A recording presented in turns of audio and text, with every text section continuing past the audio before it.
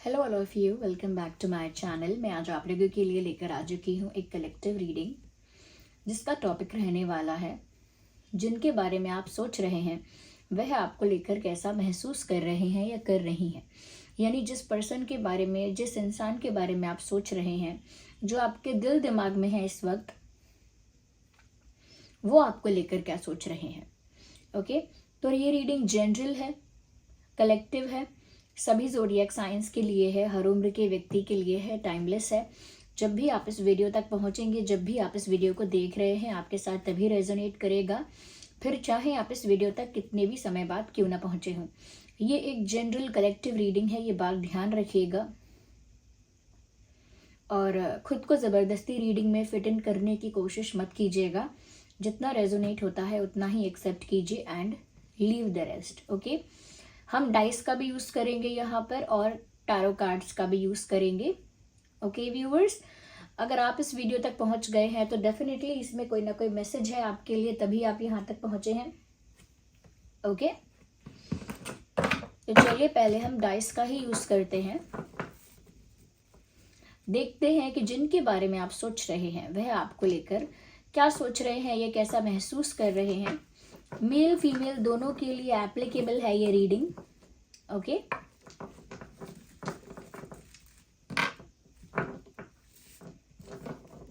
well, we have more dices. Let me take them also. Let's consider all of them. आइए देखते हैं कि जिनके बारे में आप सोच रहे हैं वह आपको लेकर कैसा महसूस कर रहे हैं। अच्छा, आप उनका नाम सोचिए, आंखें बंद करके उनका चेहरा इमेजिन कीजिए, उनका नाम सोचिए। ओके,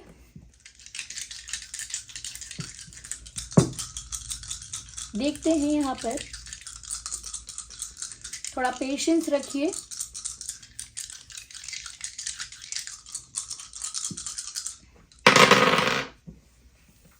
ओके, इंटरेस्टिंग व्यूअर्स, मैं यहाँ पर ऐसी चीज देख पा रही हूँ कि इस इंसान का दिल भी टूटा है, यानी कि हार्ट ब्रोकन भी फील कर रहे हैं, and at the same time they are feeling very possessive. You understand? दिल टूटा है यानी कि इमोशनली दिल से बिल्कुल टूट चुके हैं, जैसे उनका प्यार खत्म हो गया, टूट गया, बिखर गया, छीन लिया गया, डिस्ट्रॉय हो गया। यानी उनका प्यार कहीं ना कहीं खत्म हो रहा है, या डिस्ट्रॉय हो रहा है, वैनिश हो रहा है, या टूट रहा है, बिखर रहा है। एक ऐसी फीलिंग उनको आ रही है। एक इस टाइप की फीलिंग उनको आ रही है कि उनका प्यार जो है वो पूरी तरह से बिखर गया है, टूट गया है, और हार्ट ब्रोकन है। ये इमोशनली पूरी तरह डैमेज है, इमोशनली पूरी तरह ब्रोकन है। ऐसा लगता है कि जैसे यस, मुंह छुपा के रो रहे हैं। They are crying in loneliness, अकेले अकेले में ये इंसान रो रहा है, और they are crying in isolation, अकेले में ये रो रहे हैं। उसके साथ साथ मुझे ऐसा लगता है व्यूअर्स कि हार्ट ब्रोकन के साथ साथ बहुत पॉजेसिवनेस फील हो रही है। यानी दिल तो टूट गया है, यानी ऐसा कह सकते हैं कि प्यार को लेकर उम्मीद, हिम्मत टूट रही है, जैसे उनका प्यार समाप्त हो रहा हो, बट वो पॉजेसिवनेस अब भी बाकी है। मतलब ये विचार, ये थॉट, ये आइडिया कि आप किसी और को डेट कर लोगे बाय चांस, या कोई और आपको अप्रोच कर लेगा बाय चांस, या आपकी शादी किसी और से होगी। ओके, तो ये सारे थॉट्स, सिर्फ ये सारे विचार इनके मन को बहुत ज्यादा विचलित कर रहे हैं। यस, ये सारे विचार इनके मन को बहुत ज्यादा विचलित कर रहे हैं, और ये बिल्कुल नहीं चाहते कि किसी गैर की, किसी दूसरे व्यक्ति की, किसी बाहरी व्यक्ति की नजर आप पर पड़े। Yes, so in that way बहुत पॉजेसिवनेस यहाँ दिख रही है, जैसे किसी के साथ आपको देख नहीं सकते किसी और के साथ। Okay, they can not see you with someone else, and they can not let you be with someone else, मतलब किसी और के साथ आपको देख भी नहीं सकते या देख भी नहीं सकती, और किसी और के साथ आपको होने भी नहीं दे सकते. That is also tough. कि आप किसी के हो जाएं या किसी के साथ हो जाएं, ये बात भी उनको एक्सेप्ट नहीं है या डाइजेस्ट नहीं हो सकती है. हो सकता है ये थॉट इनको अचानक आया है, ये डर इनको अचानक लगा है, या सच में इन्होंने आपको किसी के साथ देखा है, या फिर आपकी लाइफ में कोई न्यू फ्रेंड आया है, किसी न्यू फ्रेंड की, किसी न्यू पर्सन की एंट्री हुई है. अगर किसी न्यू पर्सन की एंट्री भी नहीं हुई है, हो सकता है व्यूअर्स आप किसी के साथ आपकी क्लोजनेस अब ज़्यादा हो गई है. ओके, हो सकता है वो क्लोजनेस किसी काम की वजह से हो, किसी रीज़न से हो, बट कोई और है जो आपके आसपास अगर है तो ये बहुत जेलस हो रहे हैं या हो रही हैं. और कहीं ना कहीं क्योंकि इनका दिल भी टूट चुका है तो इनको वो पावर भी फील नहीं हो रही कि एक पावर से एक हक से वो आपको क्वेश्चन करें या आपके साथ आर्ग्यू करें, उतना भी राइट महसूस नहीं हो रहा है. सवाल वही पूछ सकता है जिसका अधिकार है. ओके, इस बात को लेकर झगड़ा वही कर सकता है जिसका कोई अधिकार होगा. इनको इतना पावरलेस फील हो रहा है, इतना हेल्पलेस फील हो रहा है कि इनको लग रहा है कि अब ये पॉजेसिव हैं भी, जेलस हैं भी, तो क्या करें, क्योंकि अब इनका कोई अधिकार नहीं है, अब इनके पास वो पावर नहीं है, अब इनके पास वो राइट्स नहीं है, वो हक नहीं है कि वो आपको रोकें या आपसे सवाल जवाब करें या आपके साथ फाइट करें, आर्ग्यूमेंट करें. अब उनके पास वो कंट्रोल नहीं है या वो राइट नहीं है उनके पास, and they are feeling very powerless and helpless also. तो हार्ट ब्रोकन तो फील कर ही रहे हैं, उसके साथ साथ काफ़ी ज़्यादा पावरलेस और हेल्पलेस फील कर रहे हैं, क्योंकि जानते हैं कि वो बहुत पॉजेसिव हो रहे हैं, जेलस हो रहे हैं, लेकिन उसके लिए कोई एक्शन नहीं ले सकते. या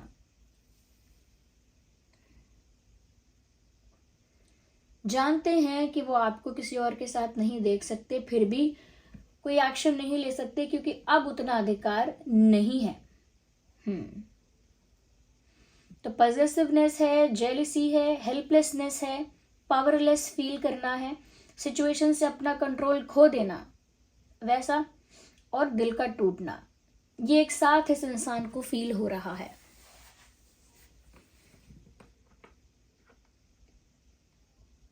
या तो यहाँ लव ट्रायंगल बन गया था, या फिर कोई तीसरा आया था बीच में, या बीच में आ रहा है. या दो तरह की बातें मुझे यहाँ दिख रही हैं.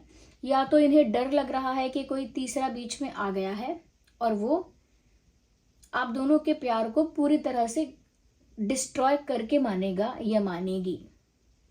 कोई तीसरा आ गया है, एक तो ये डर है.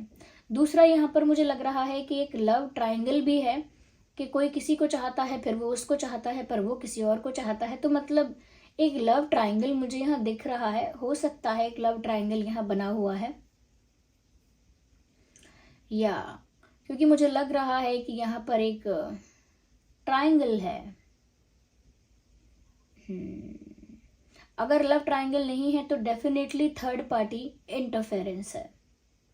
और अगर थर्ड पार्टी इंटरवीन नहीं भी कर रही है, या इनकी तरफ से है या आपकी तरफ से है, दोनों तरफ से हो सकता है थर्ड पार्टी का प्रॉब्लम, मुझे ऐसा भी लग रहा है. हो सकता है कि आपको भी थर्ड पार्टी की वजह से इश्यूज हुए थे व्यूअर्स, और आपके पर्सन की लाइफ में कोई थर्ड पार्टी प्रॉब्लम थी. अब वो चाहे करियर का प्रॉब्लम था, या फैमिली का कोई प्रॉब्लम था, या फिर हो सकता है कोई XYZ कोई और रीज़न था, लेकिन एक थर्ड पार्टी रीज़न आपके पर्सन की लाइफ में भी था. ओके, और मुझे लग रहा है कि वो ऐसा अज्यूम कर रहे हैं, वो ऐसा मान के चल रहे हैं कि व्यूअर्स आपकी लाइफ में भी कोई तीसरा आ रहा है, यानी कोई और पर्सन आ रहा है. तो उनके लिए भी उनको लग रहा है कि कोई थर्ड पार्टी आ रही है या आ गई है, और आपके लिए भी आपको लगा था कि यहाँ पर कोई थर्ड पार्टी है. यस, मुझे लगता है आप दोनों को ही डाउट हुआ हो सकता है, क्योंकि मुझे नहीं लग रहा व्यूअर्स कि आपके आसपास आपके क्लोज अभी कोई ज़्यादा हो रहा है. बट मुझे लग रहा है कि आप दोनों ही ऐसा सोचते हैं कि थर्ड पार्टी प्रॉब्लम है, थर्ड पार्टी प्रॉब्लम है. ये डरते हैं ये सोचकर कि कोई तीसरा है, बीच में आ जाएगा, तोड़ देगा रिश्ता. और आप इस बात से कहीं ना कहीं फेड अप हैं, परेशान हैं, या कह सकते हैं गुस्से में भी हो सकते हैं कि इन्होंने भी किसी थर्ड पार्टी इंटरफेरेंस की वजह से इस रिश्ते को खराब होने दिया, इस कनेक्शन को वीक होने दिया इन्होंने भी किसी थर्ड पार्टी की वजह से। तो दोनों तरफ से थर्ड पार्टी प्रॉब्लम मुझे लग रहा है। हो सकता है इनकी तरफ से इन्होंने खाली अज्यूम किया हो, रियल में आपके आसपास कोई ना हो, इन्होंने खाली अनुमान लगाया हो, बट आपने जो कहीं ना कहीं थर्ड पार्टी प्रॉब्लम नोटिस किया है, मुझे लगता है वो फैमिली का प्रॉब्लम हो सकता है या कोई और थर्ड पार्टी हाँ हो सकती है इनकी तरफ से, बट वो बहुत दुखी हैं। मुझे लगता है कि अब भी वो आपको कुछ स्ट्रॉन्ग सॉलिड ऑफर करने के बारे में सोचते हैं। या they still think about offering something solid to you. ये अब भी आपको कुछ सॉलिड ऑफर देने के बारे में, कुछ ऑफिशियल प्रपोजल देने के बारे में अब भी सोचते हैं कि आपके तरफ एक सॉलिड ऑफर लेकर आएंगे या कहीं ना कहीं प्रपोजल लेकर आएंगे। अब भी ऐसा सोच रहे हैं। या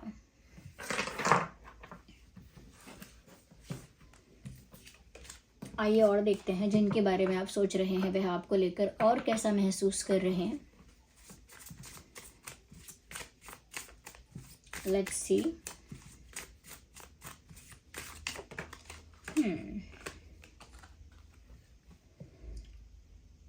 कहीं ना कहीं मुझे लगता है व्यूअर्स के इस इंसान के अंदर ना एक इमेच्योरिटी मुझे दिख रही है, एक स्टेबिलिटी की कमी है, मैच्योरिटी की कमी है। और अगर उम्र ज़्यादा है, अगर उम्र ज़्यादा भी हो गई है तो एज ज़्यादा होने से कुछ नहीं होता जब तक आपके इमोशंस स्टेबल नहीं है, एनर्जी स्टेबल नहीं है।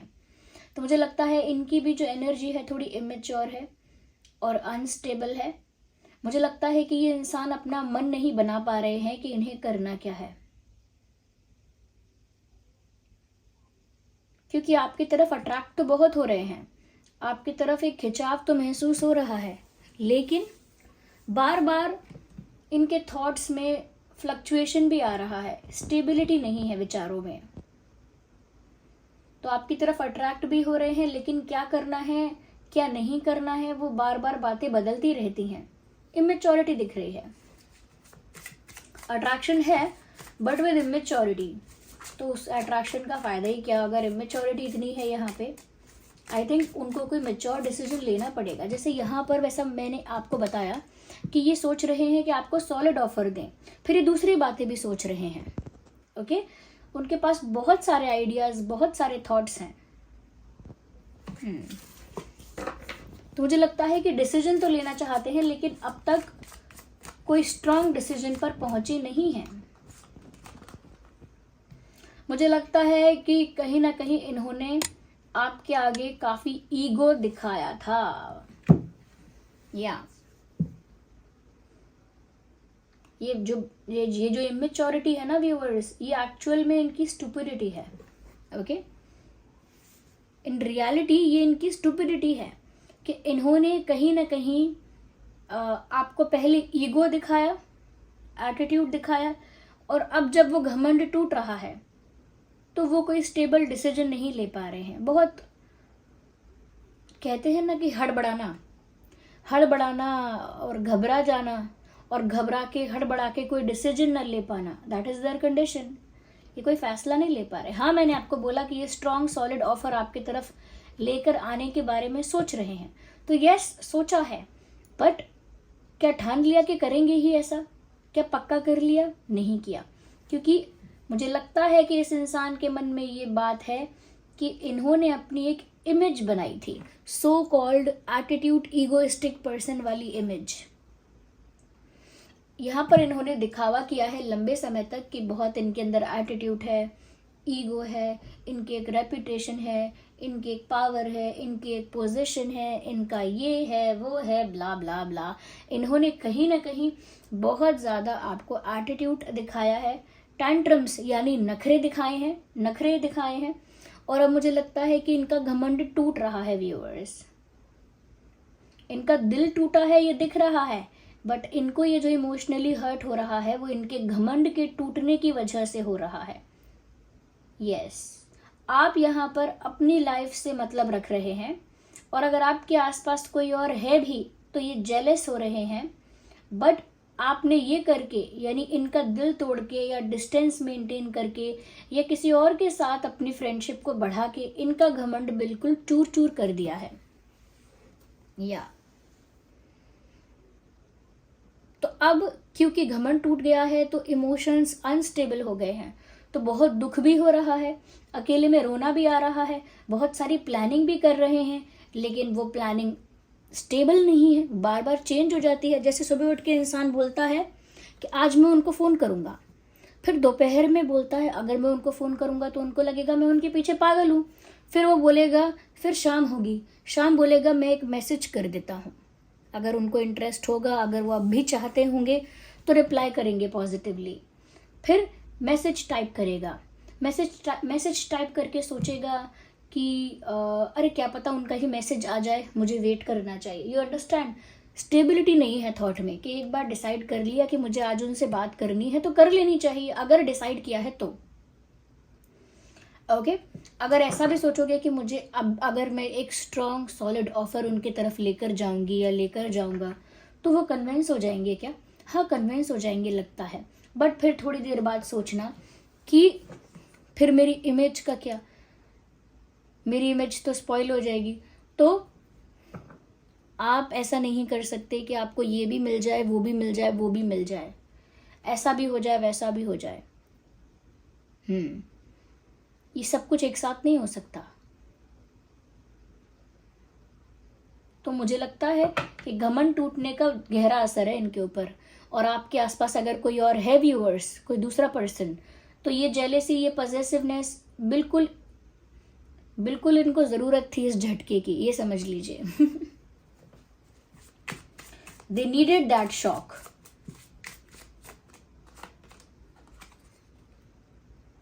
अब इनके पास बहुत कुछ है जिस चीज पर ये प्राउड फील कर रहे थे, एटीट्यूड दिखा रहे थे या दिखा रही थी, बट फिर भी ये आपकी ओर देख रहे हैं। यू अंडरस्टैंड कि अपनी थाली में कितना भी अच्छा, कितना भी हेल्दी और स्वादिष्ट खाना भरा हो, भोजन रखा हो, फिर भी दूसरे की प्लेट की तरफ, दूसरे की थाली की तरफ, दूसरे के लंच बॉक्स की तरफ इंसान का झांकते रहना, देखते रहना, घूरते रहना और सोचना कि वो लंच बॉक्स अगर मेरे पास होता या उसकी प्लेट में जो खाना है वो अगर मेरे पास होता तो आई थिंक मेरा जो आज का लंच है, डिनर है, वो सेटिस्फैक्ट्री हो जाता, फुलफिलिंग होता, आराम से पेट भर जाता, आराम से आनंद आ जाता, बस वो वाला अगर लंच मेरे पास होता। तो ये तो वो है बात कि जब अगर वो आपके पास लंच होता तो आप कहते कि थाली अच्छी होती है, फुल थाली मिलनी चाहिए खाने की। ओके, एक डिश, एक लंच बॉक्स में उससे कुछ नहीं होगा, आप उसे वैल्यू नहीं करोगे, बट क्योंकि वो आपसे दूर है, किसी और के पास है, तो आपको उसकी वैल्यू है। आई एम सॉरी, मैं लंच का और ये खाने पीने का एग्जाम्पल दे रही हूँ, but I think it is helping here. ये एग्जाम्पल यहाँ समझाने में मदद तो कर रहा है। तो इनके पास बहुत कुछ हो चाहे फेक फेक कहने का मतलब fake friends, fake reputation, fake ego, fake power, fake position. मैं नकली इसीलिए कह रही हूं इस चीज को क्योंकि ये इंसान के गुण नहीं होते। ये इंसान प्रिटेंड करता है, एक्ट करता है, तो इसमें असलियत क्या है? ढोंग करता है। किसी की क्या पोजीशन है और उसको लेकर इंसान प्राउड फील कर रहा है, बहुत घमंड दिखा रहा है, तो क्या वही सत्य है? क्या इंसान इतना इगोइस्टिक होना ही चाहिए? ये सब एक इमेज बनाने जैसा है कि ये मेरी इमेज है कि मैं एक एटीट्यूड पर्सन हूँ, ये मेरी इमेज है कि मैं एक पावरफुल रेप्यूटेड पर्सन हूँ। It is just about an image. तो अब अपने पास कितना भी कुछ भी हो, कितने भी दोस्त हों, कितने भी रिश्ते आते हों, कितना भी अटेंशन मिलता हो, कितना भी लोग फ्लर्ट करते हों इनके साथ, कितना भी लोग इनसे दोस्ती करना चाहते हों, कितना भी लोग इनको मैसेजेस करते हों या इनमें इंटरेस्टेड हों, कितना भी कुछ हो इनकी लाइफ में, अब तब भी ये आपकी ओर देख रहे हैं। सब कुछ है बट ईगो सेटिस्फाई नहीं हो रहा है, इसीलिए अब आपकी ओर देख रहे हैं।